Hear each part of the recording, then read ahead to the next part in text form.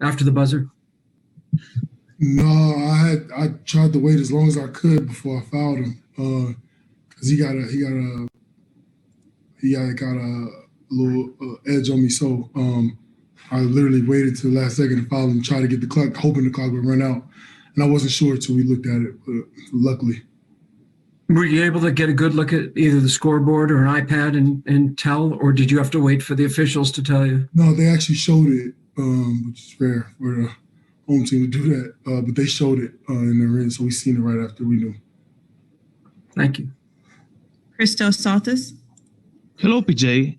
How important for the team was to respond after a tough loss against Phoenix? And also, what did you see from Victor Oladipo so far? What he brings to the team with his presence on the court?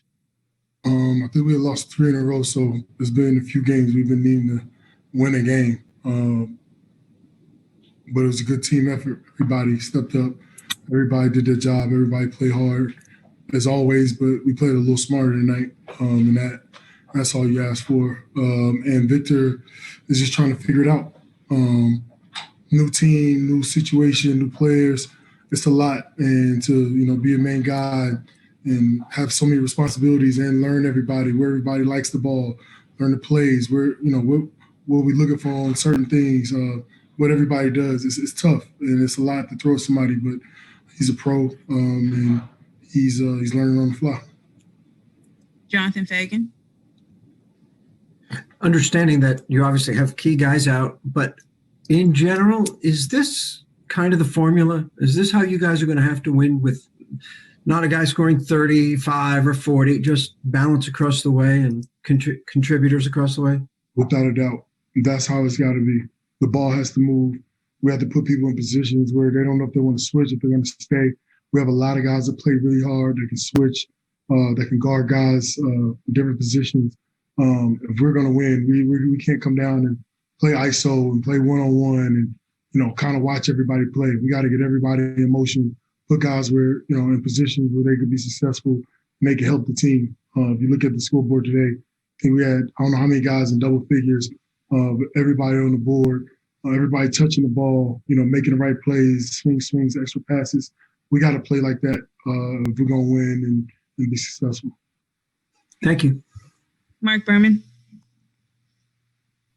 PJ just asked your other two teammates the same thing. It's not about the game. Tuesday, it'll be a year since Kobe passed away, which Tuesday will be a very big day, almost like a holiday, really. In not in a good way either, of course. But how does that hit you? It's been a year. It feels like it's been, I don't know. It like yesterday still. Like it still hits me all the time. Every other day, probably thinking about it and stuff. So, yeah. Is it like the pain is still fresh, still raw? Yeah, it's still definitely fresh. All the time, think about it, makes me sad. It's one of those things that's going to take a long time to get over. We'll take 2 more. Ali Kambajani. Thank you, Jay. Wanted to ask you about one of the strengths of this team. You guys have gone through a lot, but one of the strengths has been your small ball lineup and how effective you guys have been using that lineup on defensively. Why has that been so successful for you early on, despite all the ins and outs in your lineup? I think small ball's been successful for the Rockets for a while now. We've been doing it for a few years, and we've had a lot of success with it. It's good to have in your back pocket because more times than not, a lot of teams don't have their bigs in, especially finishing games. Most teams finish games small.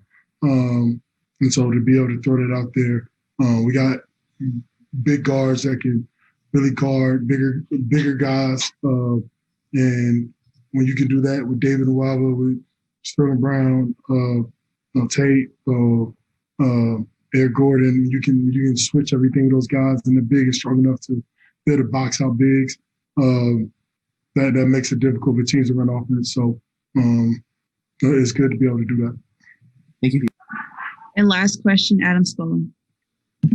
PJ, this group hasn't been together for very long. Just what did you learn about your teammates with how this game progressed, where you have the big lead and then it gets away and then you're able to come back and win?